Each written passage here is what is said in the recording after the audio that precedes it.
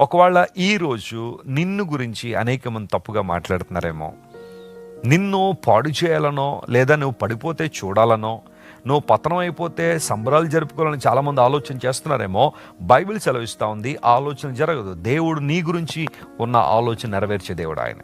ఆయన ఏ ప్రణాళిక అయితే నీ జీవితంలో కలిగి ఉన్నారో, ఏ ఉద్దేశాలు అయితే నీ పట్ల కలిగి ఉన్నారో, దేవుడు వాటిని నెరవేరుస్తాడు. తమ్ముడా విను, ఒకవేళ ఈరోజు ఉదయకాలం కృంగిపోయి ఉన్నావేమో, ఏమోనండి నా జీవితం ఈరోజు ఏమవుతుందో తెలియదు, పతనావస్థలోకి వెళ్ళిపోతున్నాను, అనేక మంది నన్ను కార్నర్ చేసేశారు, ఇబ్బంది పెడుతున్నారని బాధపడుతున్నావేమో.